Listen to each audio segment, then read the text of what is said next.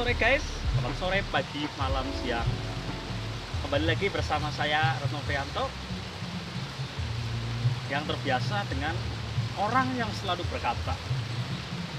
Sebuah kata yang akan selalu jadi makna. Hari ini kita akan membahas tentang sebuah perjuangan, pengalaman hidup dari seorang. Dan saya akan kedatangan tamu, seorang spesial yang kita tampilkan, yaitu saudara Nini Runtah yang dikenal namanya.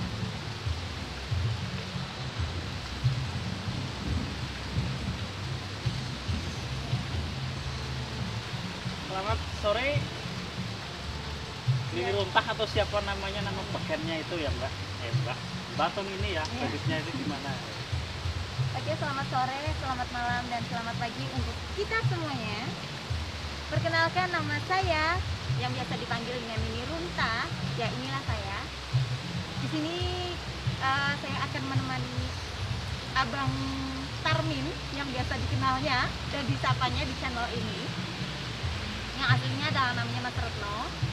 Kali ini kita mau banyak berbincang-bincang, tapi tidak melompat-lompat. Karena melompat-lompat itu capek lah ya.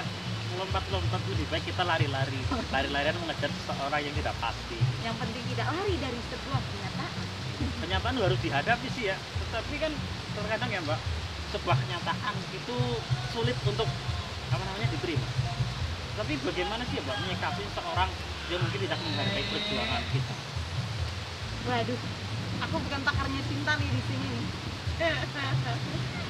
Kalau aku di sini bukan pakarnya cinta, bukan pakarnya motivasi, bukan pakarnya, saya hanya manusia biasa yang hanya bisa marah-marah setiap harinya.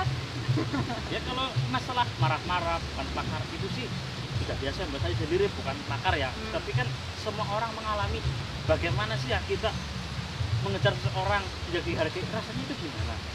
Terus yang pada pasti kecewa lah ya. Cuman bagaimana sih menyikapi supaya kita itu tidak kecewa, tidak sedih berlarut, supaya tetap semangat. Itu kan pasti Mbak punya tips tersendiri.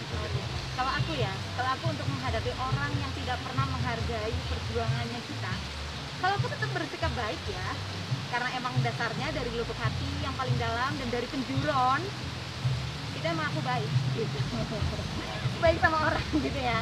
Jadinya aku emang dasar nggak bisa yang namanya ketika kamu nggak menghargai aku, terus aku suruh menggebu-gebu gitu tuh nggak mau. Kalau aku ketika aku udah nggak dihargai, ya udah, yang penting aku masih berbuat baik sama seseorang, tetap terus-terusan berbuat baik, tidak pernah berhenti untuk berbuat baik, intinya itu aja.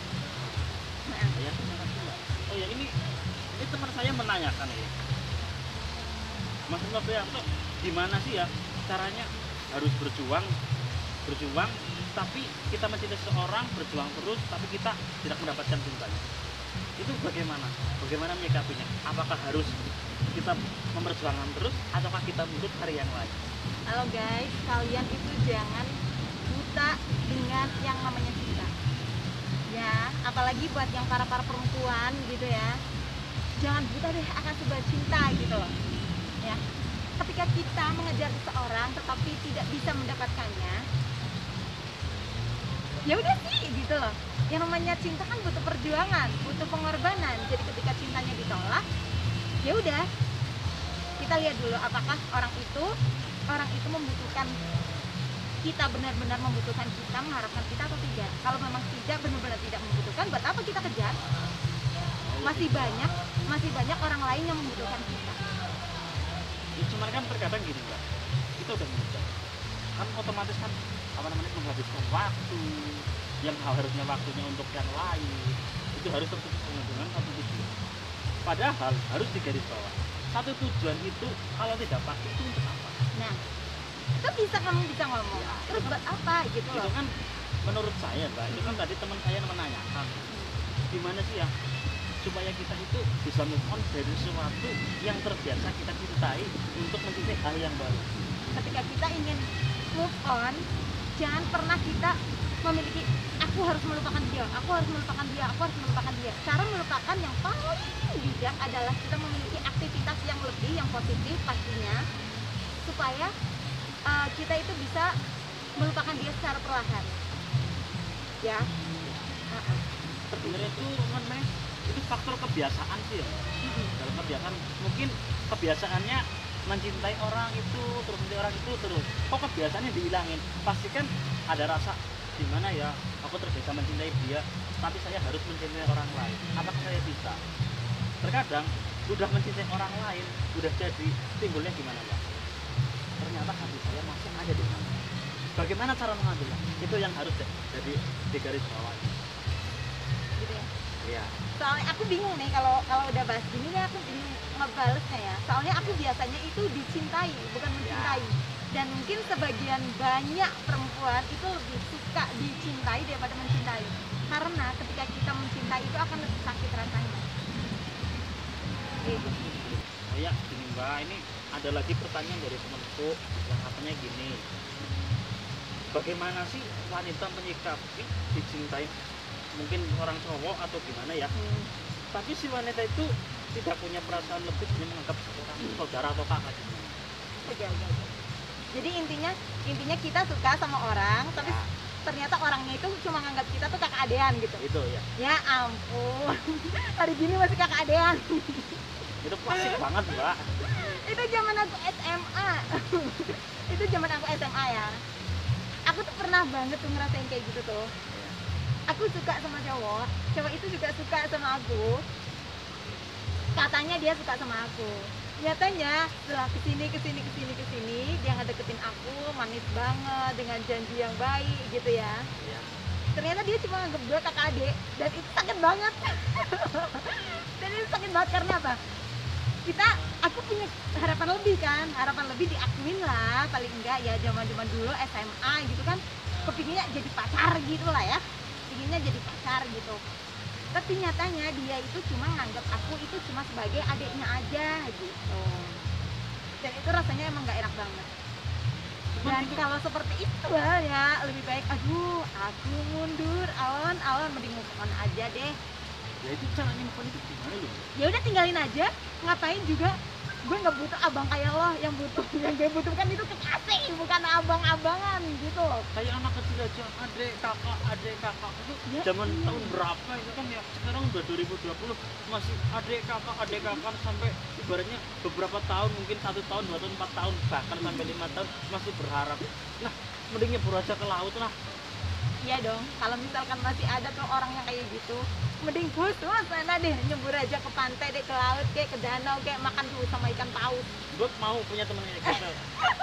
Hari gini masih Bodoh, dia orang yang masih punya pemikiran seperti itu tuh bodoh, dan udah tahu dianggap kakak adik tapi masih mengejarnya, masih mengharapkannya. Kalau menurut saya itu bodoh. Soalnya apa? Buang-buang waktu, buang energi, buang materi, buang segalanya gitu loh. Padahal buat mikirin yang lain aja kita bisa dapat hal yang positif daripada cuma ngepikirin kenapa sih dia nggak suka sama aku ya, apa aku kurang cantik, apa aku kurang gini, apa aku kurang pinter, apa aku kurang kaya. Jangan pernah berpikir seperti itu, dan jangan pernah yang namanya kita itu memikirkan hal itu aja. Di depan itu masih luas gitu loh, kedepannya kita tuh masih luas lagi, dan yang peduli sama kita itu banyak, yang mau nganggap kita sebagai kekasihnya pun banyak gitu loh. tapi hati kita tidak bisa gimana? Ya perlahan dong, makanya kita lepaskan itu semua gitu loh, lepaskan itu semua, udah deh, nggak usah ngurusin orang yang nggak peduli sama kita. Ngapain juga kita masih peduli sama orang yang nggak peduli sama kita. Itu buang-buang waktu, buang-buang energi, buang-buang materi dan semuanya.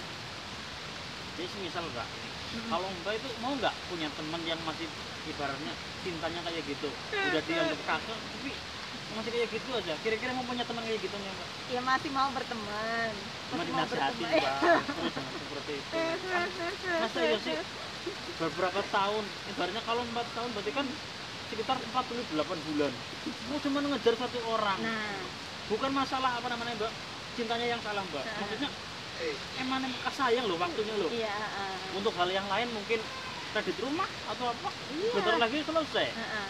Malah harus gituin Iya, benar-benar. ngejar orang. Iya. Gimana gitu. Maka dari itu lebih baik itu kita lepaskan saja orang-orang yang tidak berguna seperti itu gitu lah. Kalau menurut aku itu orang yang nggak berguna untuk diperjuangkan, nggak berguna untuk dipikirkan, dan nggak berguna juga buat kita selalu deketin. Kalau buat berteman is okay lah, nggak apa-apa ya, silaturahmi gitu ya katanya. Tapi kalau misalkan untuk ke depan lagi, nanti ujung-ujungnya ketika dia butuh dia ngedeket. Terus nanti kalau udah ngedeket, udah mendapatkan sesuatu yang dia harapkan, terus dia ngejauh lagi. Apa-apaan? Tarik ulur, emang layangan? Tarik ulur sembarangan. Nah, jangan sampai lah. Jadi ketika dia deket ya silahkan, kita bisa bantu ya silahkan. Tapi tolong, kalau aku, saran aku lebih baik lepaskan dan jangan pernah mengharapkan seseorang itu lagi. Kalau aku gitu. Oke Mbak, terima kasih atas waktunya. Mungkin udah sore, mungkin akan dilanjut lain kali. Untuk teman-teman yang mau tanya, bisa tulis di komentar di bawah ini atau WhatsApp di nomor di bawah ini. Dan terima kasih.